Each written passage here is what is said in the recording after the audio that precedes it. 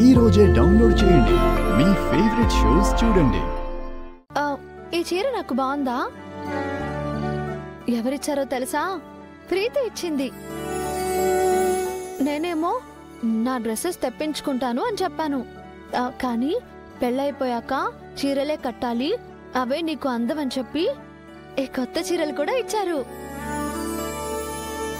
ప్రమీళ, స్నేహ, వంశీ అందరూ నాతో ఇంతకు ముందు ఎలా ఉన్నారో అలాగే సరదాగా ఉన్నారు.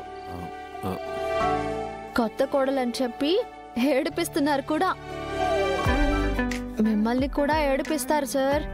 మీరు ఫ్రీగా దొరికారా ఇంకా అంతే, టీజింగ్ చేసేస్తారు. గంగా గంగా వెయిట్, దా ఇట్రా చెప్తాను.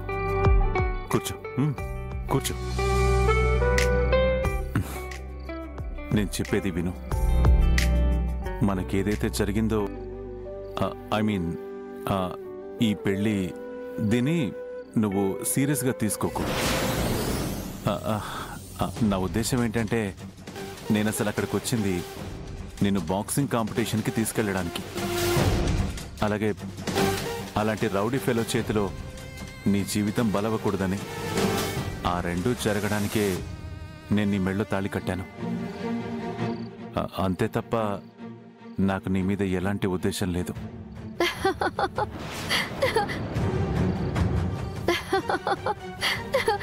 అరే ఎందుకు నవ్వుతున్నావు? నవ్వక ఇంకేం చేయమంటారు సార్? మీరు నన్ను ప్రేమించి ఇష్టపడి నా వెంట పడి నేను వేరే వాళ్ళకి దక్కకూడదనే ఆరాటంతో నన్ను పెళ్లి చేసుకున్నారని నేను అనుకోలేదు. మీరెలాంటి పరిస్థితుల్లో నా మెడలో తాళి కట్టారని నాకు తెలుసు సార్. గుడ్. అంటే నేను నీకు చెప్పింది అర్థమవుతుంది కదా? నేనేమంటున్నానంటే, అది నువ్వు, ఐ మీన్ నిన్ను నా భార్యగా పెద్దమ్మ యాక్సెప్ట్ చేయడం లేదు. అంటే నిన్ను యాక్సెప్ట్ చేయాలని నా ఉద్దేశం కాదు.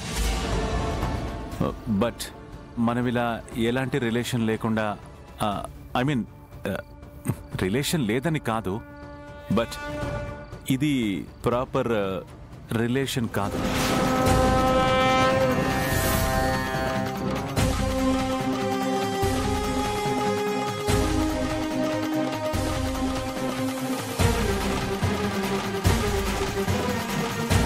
స్ట్రైట్గా చెప్తున్నాను గంగా, ఇక్కడుంటే నువ్వంటే నచ్చని వాళ్ళు నిన్ను టార్గెట్ చేసి క్రిటిసైజ్ చేస్తూ ఉంటారు. నువ్వు రోజు బాధపడాల్సి వస్తుంది. అందుకే నువ్వు తిరిగి మీ ఇంటికి వెళ్ళిపో.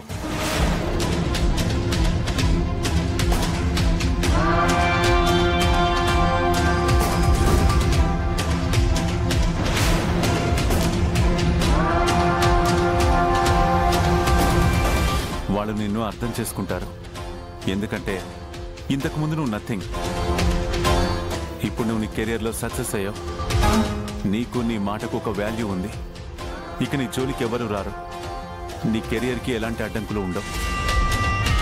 ఒకవేళ మీ ఇంటికి వెళ్ళడానికి నీకు ఇబ్బంది అనుకుంటే, నువ్వు ఎక్కడ కంఫర్ట్ ఫీల్ అవుతావో అక్కడికి వెళ్ళు.